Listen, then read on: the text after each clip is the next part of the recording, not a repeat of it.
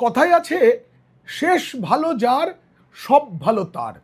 এবারের যে অন্যরকম ভোট, তার একেবারে শেষ বেলায় আমরা, এখন শুধু গণনা বাকি, মানুষের রায় বন্দি হয়ে রয়েছে ইভিএমে। সেই ইভিএম রয়েছে বিভিন্ন স্ট্রং রুমে, সেখানে কড়া নিরাপত্তাও রয়েছে, কিন্তু আসল কাজ গণনা বাকি। আর এই গণনার জন্য তৃণমূলের অনেক চালাকি, গত 15 বছর ধরে যেসব চালাকি প্রয়োগ করা হয়েছে, এবং 2021 সালে বিশেষ করে যে চালাকি করা হয়েছিল, সব চালাকি ধরে ফেলেছে নির্বাচন কমিশন। সুব্রত গুপ্ত এই কাজটাই তো করেছেন। আর একটি একটি চালাকি শেষ করে দেওয়ার জন্য নতুন নতুন পরিকল্পনা নেওয়া হয়েছে। আজকে আমি বলবো যে কিভাবে নতুন নতুন পরিকল্পনা কান্নাকাটি ফেলে দিয়েছে তৃণমূলের অন্দরে। কেন স্ট্রং রুমে ছুটে যাচ্ছেন আমাদের গর্বের মুখ্যমন্ত্রী, সততার প্রতীক, আপনারা বুঝতে পারবেন। গণনার দিন এত আঁটো ব্যবস্থা থাকছে, কারণ সেদিন জনতা থাকবে না, আমরা থাকবো না। সেদিন মানুষ যে ভোটটা দিয়েছে, সেই মানুষের ভোট গণনার সময় তো মানুষ থাকবেন না। তাই অনেক বেশি দায়িত্ব নির্বাচন কমিশনের, সেই ভোট যেন সঠিকভাবে গণনা করা হয়। এবার তাই পুরনো সব নিয়ম বদলে গেল ভোট গণনায়। এবারে কিভাবে ভোট গণনা হবে এবং তার নিয়ম কি কি, সেটা আমি আপনাদের ধাপে ধাপে বলবো, জানাবো। ভোট গণনার পদ্ধতিটাও কিভাবে কি থাকে এবং কোথায় গোজামিল দেওয়া হয়, আর সেই গোজামিল কিভাবে চাপা দেওয়া হচ্ছে, সেই আলোচনা যদি ভালো লাগে অবশ্যই সাবস্ক্রাইব করবেন। পিনাক কি বলছে, এখন কমিশন কি কি নতুন সিদ্ধান্ত নিয়েছে সেটা জানতে দেখুন ও শুনুন পিনাক কি বলছে। ভারতীয় ন্যায় সংহিতার 163 নম্বর ধারা, মানে আমাদের আগের যে আমরা সিআরপিসি জানতাম তার যে 144 ধারা, সেটা ইতিমধ্যেই প্রয়োগ করা হয়ে গিয়েছে সব স্ট্রং রুম, সব গণনা কেন্দ্র এলাকায়। মানে কোথাও 5 জন একসঙ্গে জটলা করতে পারবে না, যেতে পারবে না। আপনাদের একটা কথা বলি, অনেকেই বলেন 2021 সালের এক্সিট পোল তো মেলেনি। কেন মেলেনি জানেন? এক্সিট পোলটা কিভাবে হয়? এক্সিট পোল হয় পুরনো ভোট এবং এবারের ভোট দেওয়ার পর ভোটাররা কি বলছেন সেই বুথ ফেরত সমীক্ষা। সেই সমীক্ষায় মানুষ যে রায় দিয়েছিল সেটাই উঠে এসেছিল বিভিন্ন সংস্থার সমীক্ষায়। কিন্তু এর পরে ছিল গণনা, আর সেই গণনাতেই ছিল মারাত্মক কারচুপি। গতবার মানে 2021 সালে আপনাদের মনে রাখতে হবে, পশ্চিমবঙ্গে যখন শেষ দফার ভোটটা চলছে তখন থেকেই নতুন করে করোনা পরিস্থিতি তৈরি হয়। গণনাতেও সেই করোনা পরিস্থিতি ছিল এবং তার সুযোগ পুরোপুরি ব্যবহার করেছিল তৃণমূল। মাস্ক পরে গণনা কেন্দ্রে কারা ঢুকছে কারা বেরোচ্ছে তা চিহ্নিত করা যায়নি।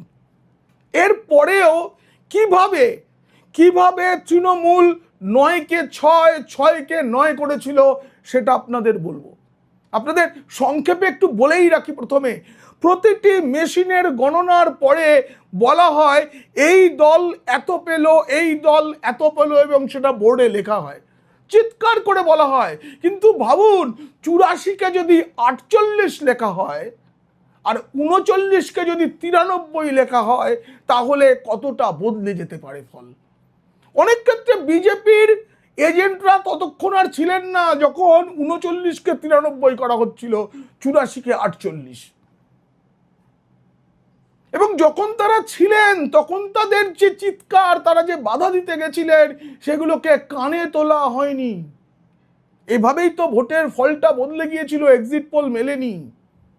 আমি বলছি না যে 200 পার করে ফেলতে পারতো বিজেপি, কিন্তু 77-এ আটকে যাওয়ার কথা ছিল না। তাই এবার গত 15 বছরে পঞ্চায়েত থেকে লোকসভা প্রতিটি ভোটের গণনায় যে চালাকি করা হয়েছে, সেই চালাকির গোড়ায় কার্বলিক অ্যাসিড ঢেলে দিতে চাইছে নির্বাচন কমিশন, এবং দিয়েছে। অনেক রকমের চালাকি। এক এক করে সেই চালাকির সঙ্গে আমি আরো একটা কথা বলবো, বিজেপি যেহেতু এবার সরকার গঠনের দিকে এগিয়ে রয়েছে, তাই বিজেপি এই প্রথমবার তাদের কর্মীদের এমন কিছু বার্তা দিয়েছে, আমি বিজেপি সূত্রে এবং বিজেপির কর্মীরাই আমাকে জানিয়েছেন, যেটা আগে এত স্পষ্টভাবে বলা হয়নি। গণনার দিন কি কি করতে হবে, কি কি করতে হবে না, আমি সেটাও আপনাদের জানাবো। আদর্শ গণনার নিয়ম কি সেটা শিখিয়ে দেওয়া হয়েছে।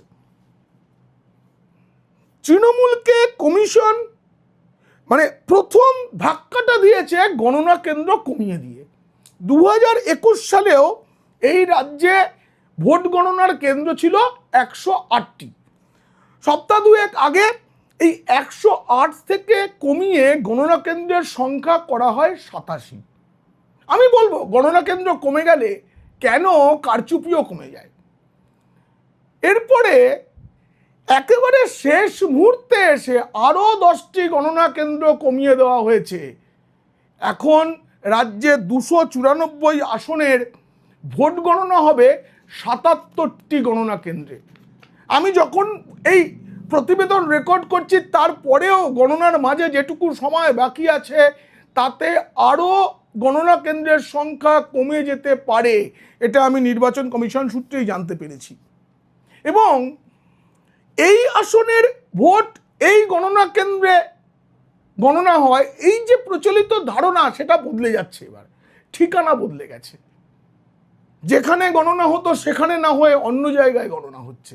এইভাবে এবারে নির্বাচন কমিশন প্রথম থেকেই তৃণমূলকে ঘেঁটে দিয়েছে। তাই তো তৃণমূলের এত রাগ।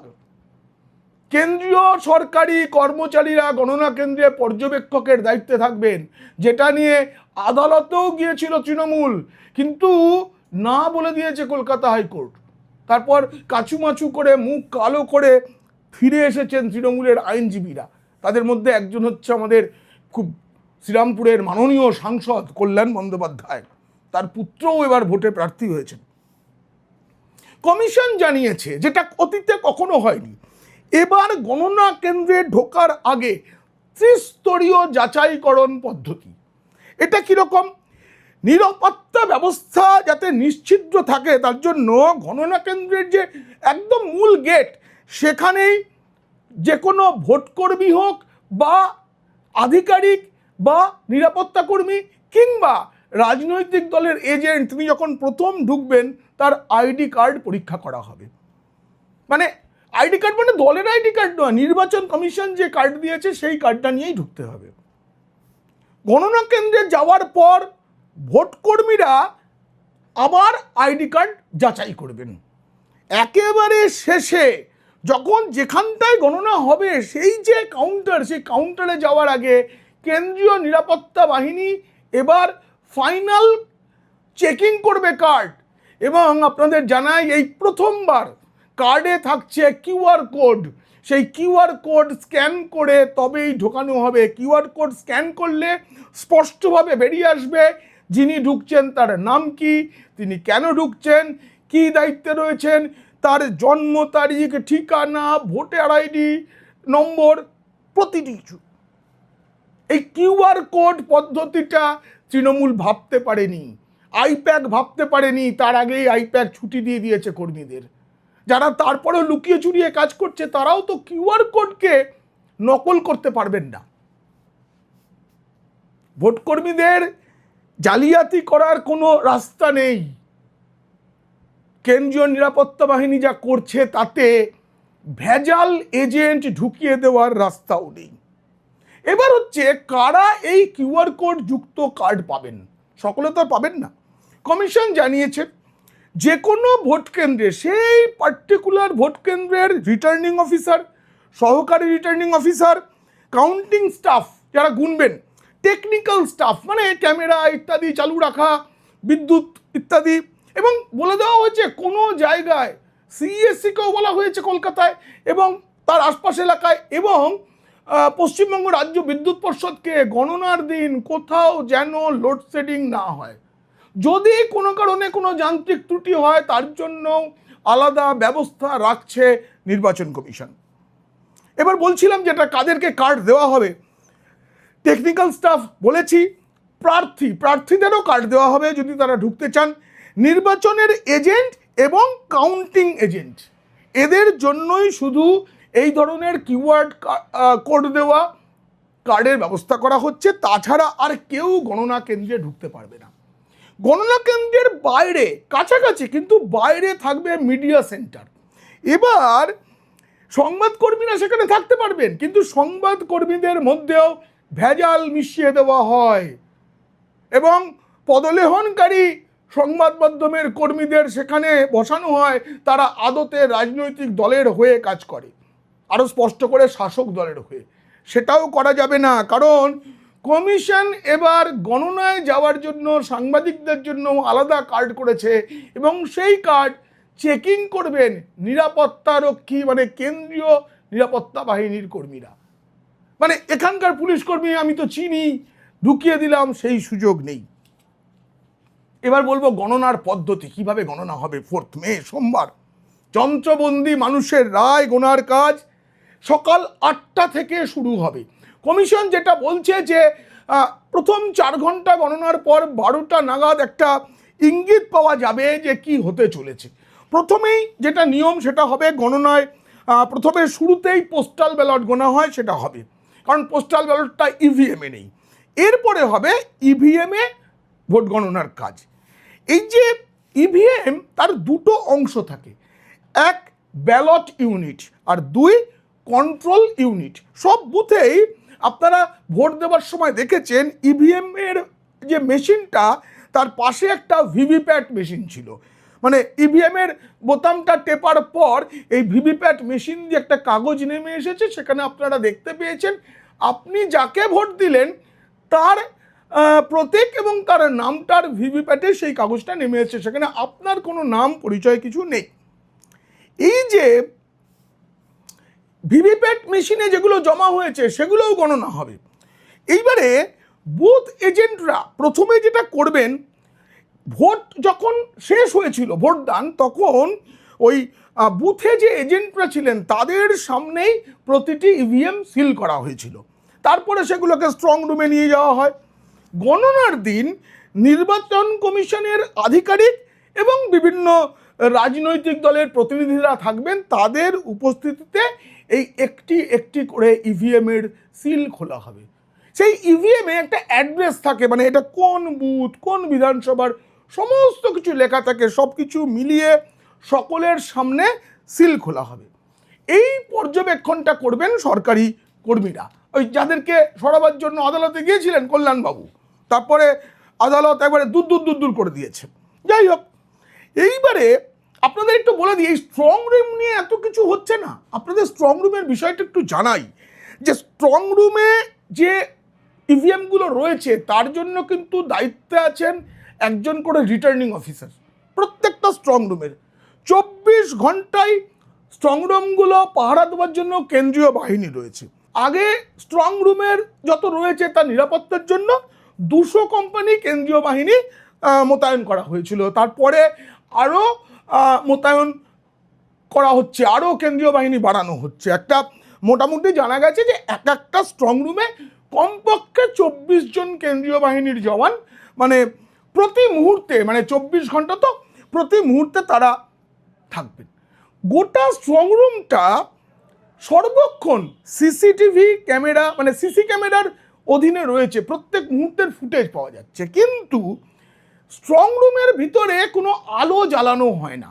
কোনো আধিকারিককে যদি কোনো কারণে প্রবেশ করতে হয় তবে তাকে টর্চ নিয়ে ভেতরে যেতে হয়, কারণ সিসিটিভি থাকলেও সেখানে আলো জ্বলে না। কিন্তু সেখানে যে সিসিটিভি ক্যামেরা যেটা বসানো থাকে, সিসি ক্যামেরা, সেই ক্যামেরাটা এত উচ্চ শক্তির হয় যে সে নিজস্ব আলো তৈরি করে দেয়, মানে অন্ধকারেও ছবিটা তুলতে পারে যাতে সব কিছু স্পষ্ট দেখা যাবে।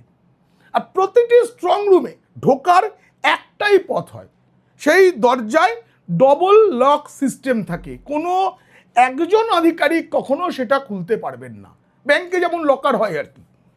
এই আধিকারিকরা কে কখন স্ট্রং রুমে ঢুকলেন, কখন বার হলেন, প্রতি মুহূর্তে সেটা লিখে রাখতে হয়। এত কিছু নিয়ম ছিল, এবার সেটাকে কড়াকড়ি করে পালন করা হচ্ছে। তাই আমাদের গর্বের মুখ্যমন্ত্রী, সততার প্রতীক, তিনি কাল দলবল নিয়ে এদিক সেদিক করেছেন, তিনি আবার বেআইনি করেছেন। ভবানীপুরের ইভিএম নেই এমন স্ট্রং রুমে গিয়ে তিনি হত্যা দিয়েছিলেন। যাই হোক, তাতে কিছু হয়নি, কেউ কিছু করতে পারেনি এখনো পর্যন্ত যা শুনছেন যে ইভিএম চুরি। তবে পাল্টানোর ছক যে নেই তা নয়, এটা মনে করা হচ্ছে নির্বাচন কমিশন তাই জন্য এবার অতিরিক্ত সতর্ক। এবং এই যে স্ট্রং রুমগুলো রয়েছে তার আশপাশের রাস্তাতেও সিসি ক্যামেরা বসানো হয়েছে এবং সেখানেও নিরাপত্তা বাহিনী, মানে কেন্দ্রীয় নিরাপত্তা বাহিনী 24 ঘন্টা নজর রাখছে কারা যাচ্ছে, কারা আসছে, কারা জটলা পাকাচ্ছে ইত্যাদি সব কিছু। এবার এই এলাকায় যেখানে গণনা কেন্দ্র হবে এবং স্ট্রং রুম, সেখানে গাড়ি চলাচল 3 মের রাত থেকেই বন্ধ হয়ে যাবে, কোনো রকম গাড়ি সেখানে ঢুকতে পারবে না। এবার গণনা কেন্দ্র কেমন করে বানানো হয়েছে? গণনা কেন্দ্র একবারে সুরক্ষিতভাবে বানাতে হয়। প্রতিটি কক্ষের জন্য একটা করে প্রবেশ পথ, একটা করে বাহির পথ আছে। মানে কেউ এলোমেলো বেরোনোর গেট দিয়ে ঢুকে পড়লাম, এটার সিস্টেমটাই নেই, ঠিক আছে? কারণ কিউআর কোড চেকিং হবে প্রবেশ পথে। গণনা কেন্দ্র যদি বড় হয় তবে সেটাকেও এটা নির্দিষ্ট মাপে দুটো ভাগ করে দুটো আলাদা জায়গা করা হয়েছে। কোনোভাবেই একটা ঘর থেকে, একটা গণনা কক্ষ থেকে আর একটা গণনা কক্ষে যাওয়ার সরাসরি কোনো রাস্তা রাখা হয়নি। মানে ধরুন একটা স্কুল বাড়ির একটা বড় রুম হয়েছে, সেখানে পাশাপাশি দুটো গণনা কক্ষ হয়েছে একই ঘরের মধ্যে, মাঝখানে প্লাই দিয়ে আলাদা করা আছে, কিন্তু সেখানে কোনো দরজা নেই। কাউকে যদি এই গণনা কক্ষ থেকে ওই গণনা কক্ষে যেতে হয় তাহলে এই বাহির পথ দিয়ে বেরিয়ে আবার দ্বিতীয় গণনা কক্ষের প্রবেশ পথ দিয়েই ঢুকতে হবে। এইভাবে রাজ্যের সর্বত্র গণনা কেন্দ্র বানানো হয়েছে। এবার এই গণনা কেন্দ্রে আবার ইভিএম নিয়ে যে আসা হবে তার যে পথ, সেই পথটা আবার এসবের থেকে আলাদা, আর একটা পথ থাকছে। কারণ ইভিএম একবার ঢুকবে, সে তো আর বেরোবে না গণনার আগে, তাই তার শুধু ঢোকার পথ রয়েছে। গণনা কেন্দ্রের নিরাপত্তায় আগেই বলেছি ত্রিস্তরীয় ব্যবস্থা থাকছে, কিন্তু ত্রিস্তরীয় ব্যবস্থার মধ্যে একটা বিষয় আপনাদের বলে দিই, যে এই যে চারদিকের এলাকাটা গণনা কেন্দ্রের, সেখানে রাজ্য পুলিশকে দায়িত্ব দেওয়া হয়েছে, তারা নিরাপত্তা দেখবে, গাড়ি ঘোড়া নিয়ন্ত্রণ করবে, সব কিছু করবে, ভিড় সামলাবে। কিন্তু ভেতরে মধ্যেকারের যে অংশটা, সেখানে শুধুই কেন্দ্রীয় বাহিনী এবং কেন্দ্রীয় বাহিনী। সেখানে কেউ মোবাইল, দেশলাই, লাইটার, অস্ত্রশস্ত্র তো অনেক দূর, কোনো কিছু নিয়ে ভেতরে ঢুকতে পারবে না। কারণ ব্যালট বক্স, মানে ওই যেটা থেকে আমাদের ভিভিপ্যাটের যে ব্যালটগুলো বেরিয়ে আসবে সেটা, বা ইভিএম, এর ছবি তোলা নিষিদ্ধ। এখানে মোবাইল নিয়ে গণনা কক্ষে ঢুকতে পারবেন দুজন, এক হচ্ছেন রিটার্নিং অফিসার এবং দ্বিতীয়জন হচ্ছেন পর্যবেক্ষক। তারা ওই গণনা কেন্দ্রে কোনো প্রয়োজনে তারা যাতে ফোন ধরতে পারেন, ফোন করার জন্য নয়, তারা ফোন রিসিভ করতে পারবেন, তাদের কাছে ফোন থাকবে, আর কারো কাছে নেই।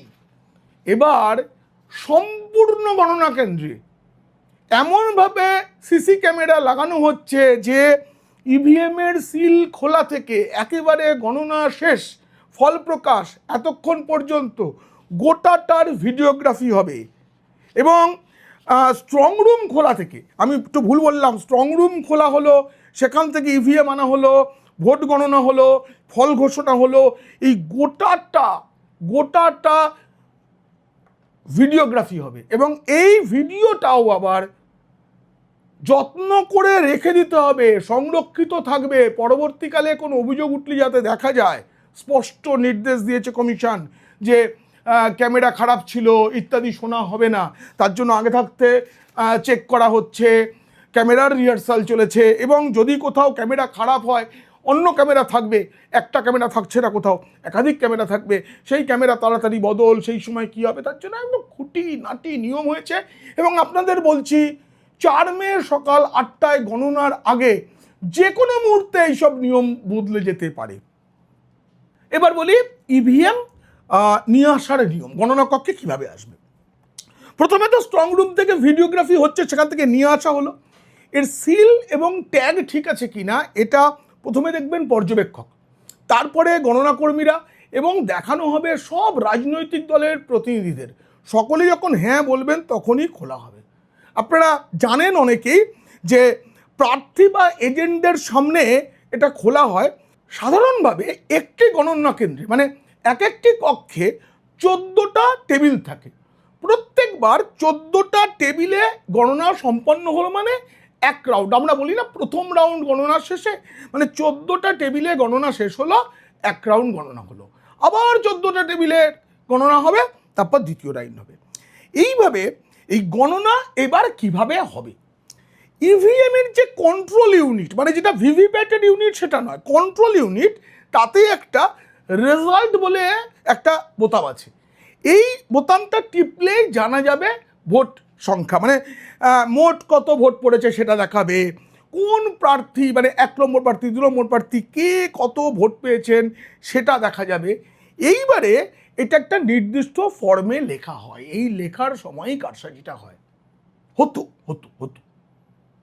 2026 সালের আগে পশ্চিমবঙ্গের রাজনীতিতে ভোট মেশিনারি বলে একটা শব্দ ছিল, যেটা ভোটার তালিকা তৈরি থেকে ভোটের ফল ঘোষণা পর্যন্ত কাজ করত।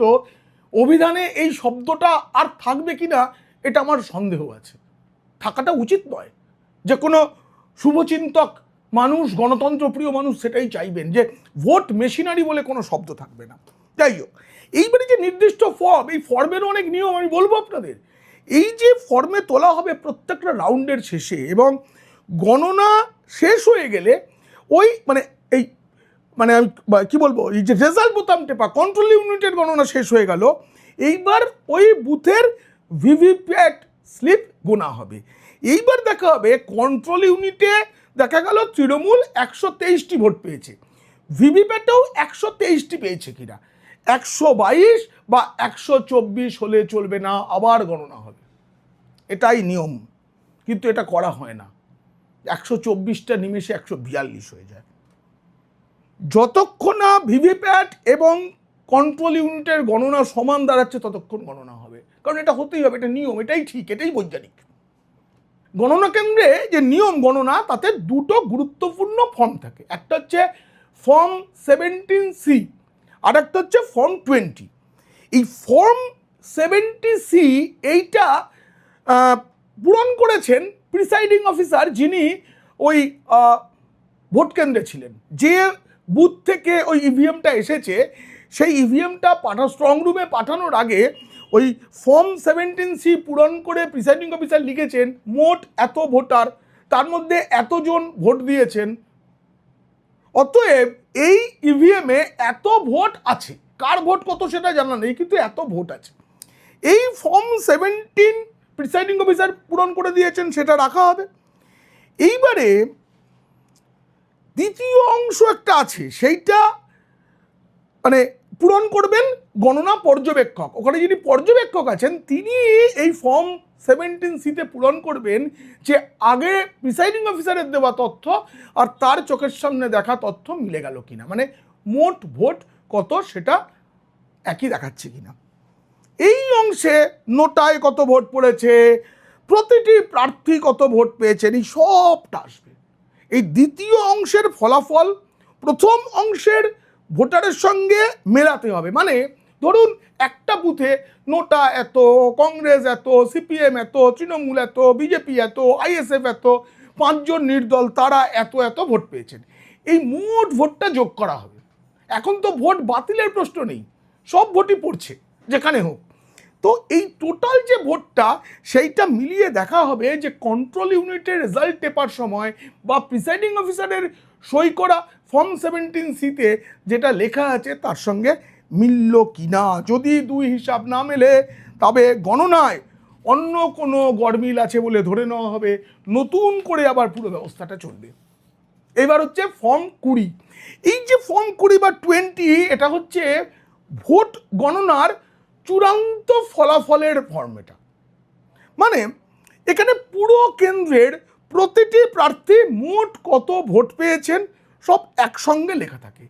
এখান থেকে জানা যায় প্রতিটি ভোট কেন্দ্র অনুযায়ী, বুথ অনুযায়ী ভোটের হিসেব, প্রার্থীর মোট ভোটের মানে এক একজন প্রার্থী মোট কত ভোট পেলেন, নোটা কত ভোট পেল এবং মোট ভোটার সংখ্যা কত ছিল, এর থেকেই শতাংশের হিসাব ইত্যাদি করা হয়। বুথে অনুযায়ী যে ভোটের হিসাব, এটা এই ফর্ম 20 থেকে পাওয়া যায়। প্রতিটি গণনা টেবিলে ফর্ম 70C এর দ্বিতীয় অংশ প্রথমে নেওয়া হয়, সেখানকার তথ্য যোগ করে বানানো হয় ফর্ম 20 বা ফর্ম 20। প্রতিটি বুথের ফল লেখা হয় ফর্ম 20-তে। সেই ফল ঘোষণা করা হয় যে প্রথম রাউন্ডের শেষে এত ভোটে এগিয়ে রয়েছেন। এরকম করে প্রতিটি ফর্ম 20 যোগ করার পর সেটা ঘোষণা করা হয় কোন প্রার্থী জিতলেন, কোন প্রার্থী হারলেন। এই যে প্রতিটি সময় ফর্ম 20-তে কি লেখা হচ্ছে, এই লেখার কারচুপি ধরাটাই হচ্ছে সব থেকে বড় কাজ। তাই কাউন্টিং এজেন্টদের যে কাজটা হয় সেটা হচ্ছে প্রতিটি বুথ ধরে ধরে কোন প্রার্থী কত ভোট পেলেন সেটা লেখা, শুধু নিজেরটা নয়। একজন নির্দল 2টি ভোট পেয়েছেন সেটাও লেখা, কারণ সেই যোগফলটা মোট প্রদত্ত ভোটের সঙ্গে না মিললে বুঝতে হবে কোথাও গোলমাল আছে। এবার বলবো বিজেপি 2021 সালের অভিজ্ঞতা নিয়ে কর্মীদের কি কি প্রশিক্ষণ দিয়েছেন, এবং কর্মীরা বলছেন এইভাবে অতীতে পরামর্শ দেওয়া হয়নি। এবার বিশেষজ্ঞরা যারা দীর্ঘদিন ধরে কাউন্টিংয়ের কাজ করছেন তারা প্রতিটি বিষয় ধরে ধরে বলেছেন। নিয়ম অনুযায়ী যে কোনো কাউন্টিং হলে বেঞ্চ পাতা থাকে, সামনে কে বসবে পেছনে কে বসবে এইটা দখল করতে হয়। শাসক দল চিরকালই যেটা করে এসছে এই রাজ্যে, প্রথম সারিটা নিজেরা দখল করে নেয়, মাঝের সারিটা বিরোধীদের ছাড়ে, আবার একেবারে পিছনের সারিটা সেটা কি করে নিজেদের মানে শাসক দলের ডামি ক্যান্ডিডেট মানে নিজেদেরই এজেন্টদের বসায়। ফলে বিরোধীরা মাঝখানে স্যান্ডউইচের মতো হয়ে যান। এখানেই তো চলে চাপের খেলাটা, সামনে থেকে চাপ, পেছন থেকেও চাপ। এই চাপের মধ্যে কিন্তু মনে রাখতে হবে বিজেপি যেটা বলেছে, ভারতের সর্বভারতীয় দল এবার এই রাজ্যে ভোটে লড়ছে বিজেপি, কংগ্রেস, সিপিএম, বাকি সব আঞ্চলিক দল। সেই হিসাবে বিজেপি কর্মীরা যেন নিজেদের প্রথম বেঞ্চে মানে প্রথম সারিতে বসার জায়গাটা নিশ্চিত করেন, কারণ সেখান থেকেই তো সব থেকে ভালো দেখা যায়। এটা প্রথমে নিশ্চিত করতে হবে। গুরুত্বপূর্ণ মানে টেবিলের পজিশন অনুযায়ী কোথায় বসবো সেটা করতে হবে, যেটা 21 সালে বিজেপির কোনো এজেন্ট করতে পারেননি। তাদেরকে ঠেলে পেছনে সরিয়ে দেওয়া হয়েছিল এবং পেছন থেকেও চাপ রাখা হয়েছিল। এজেন্টদের ভয় দেখানোর জন্য আমি এজেন্টদের কাছে শুনেছি পিছন দিক থেকে সেফটি পিন, ছুঁচ এসব ফোটানো হয়েছিল পিঠে, সারাক্ষণ ইরিটেট করা হয়েছিল, মাথা গরম করিয়ে দেওয়া হচ্ছিল, ইচ্ছাকৃতভাবে একটা অরাজক, একটা আতঙ্কের আবহ তৈরি করা হয়েছিল। এমনকি এখানে যে সারাদিন গণনার জন্য যে বিজেপি কর্মীদের জন্য যে টিফিন খাবারের ব্যবস্থা ছিল সেগুলো লুট করা হয়েছিল। কত রকমের চালাকি। এবার এই ভিড় চাপ তৈরি করে এজেন্টদের কাজে যাতে বাধা দিতে না পারে তার জন্য নিরাপত্তা কর্মীরাও ব্যবস্থা রাখবেন, তারাও নজর রাখবেন কি করছে। ওই জন্য প্রবেশ পথ, করিডর এসব জায়গায় পর্যাপ্ত নজরদারি। অভিযোগ যদি কিছু ওঠে, বিজেপি নেতারা বলেছেন তৎক্ষণাৎ চিৎকার করে বলতে হবে এটা ভুল হচ্ছে। উদ্দেশ্য একটাই, শাসক দলের কর্মীরা সবসময় উত্তক্ত করতে চাইবে, উত্তেজিত করে দিতে চাইবে এবং গণনা প্রক্রিয়াকে দুর্বল করতে চাইবে। শেষ রাউন্ড গণনা, শেষ মেশিন গণনা না হওয়া পর্যন্ত কেউ যেন বেরিয়ে না আসেন। মাঝপথে বেরিয়ে গেলে পুরো প্রক্রিয়া শেষ। ফর্ম 70C এটা হচ্ছে একজন এজেন্টের কাছে সবচেয়ে বড় অস্ত্র। প্রতিটি বুথের মোট ফলের অফিসিয়াল রেকর্ড মানে কন্ট্রোল ইউনিটে দেখানো ভোট, সেটা ফর্ম 17C এর মোট ভোটের সাথে মিলছে কিনা সেটা দেখতে হবে। একটা ভোটও যদি কম বা বেশি হয় সঙ্গে সঙ্গে আপত্তি জানাতে হবে, কারণ এই আপত্তিটা না জানালে এবং প্রয়োজনে লিখিত আপত্তি জানাতে হবে। মেশিন যাচাই এটা খুব ক্রিটিক্যাল একটা বিষয়। কন্ট্রোল ইউনিটের সঙ্গে সিইউ নম্বর 17Cর সঙ্গে সেই কন্ট্রোল ইউনিটের নাম্বার এগুলো মিলিয়ে দেখতে হবে। বুথ অ্যাড্রেস ট্যাগ সেটা ভেরিফাই করতে হবে, কারণ এটা ভুল মেশিন যদি গণনায় চলে আসে তাহলে অনেক বড় অনিয়ম সেটা। প্রার্থী অনুযায়ী প্রত্যেকের নাম লিখতে হবে, এগুলো আমি বলেছি। মিসম্যাচ হলেই লিখিত আপত্তি, তার জন্য কোন ফর্মে লিখিত আপত্তি করতে হবে সেগুলো রেডি থাকবে। এবং প্রতিটি রাউন্ডে সতর্ক নজরদারি রাখতে হবে, নিজেদের খাতায় আলাদা করে রাউন্ড ওয়াইজ ট্যালি রাখতে হবে, রিটার্নিং অফিসারের ঘোষণার সঙ্গে সঙ্গে সেটা মিলিয়ে নিতে হবে। আর যদি কোনো বাধা, যদি কোনো ভীতির পরিবেশ তৈরি হয়, সঙ্গে সঙ্গে কেন্দ্রীয় নিরাপত্তা বাহিনী এবং সেই সঙ্গে কমিশনের আধিকারিকদের জানাতে হবে এবং উচ্চস্বরে চিৎকার করে বলতে হবে যাতে সবাই শুনতে পায়। সময়, টেবিল, তার নম্বর, কি ঘটলো সব কিছু লিখে রাখতে হবে, ডকুমেন্টেশন চাই। আর কি করবেন না সেটাও বলে দিয়েছেন বিজেপি নেতারা।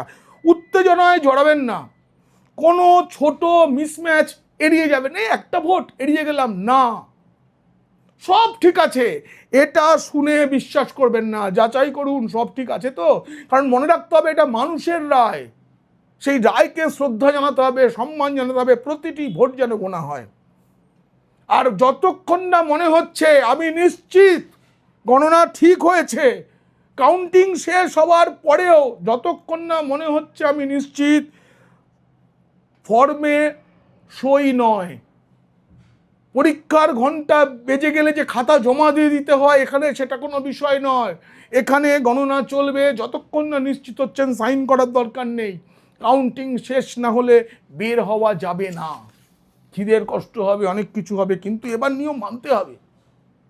দেখুন, ভগবান শ্রী রামচন্দ্র যখন বনবাসে চলে যাচ্ছেন তখন তিনি তো সব ছেড়ে দিয়েছেন, তার মুকুট খুলে রেখেছেন, তার গহনা খুলে রেখে দিয়েছেন, স্ত্রীকেও নিতে চাননি, তারা জোর করে গেছেন, সব কিছু ত্যাগ করে গেছিলেন, কিন্তু হাতের তীর ধনুক ভগবান রামচন্দ্র হাতে রেখেছিলেন। কেন?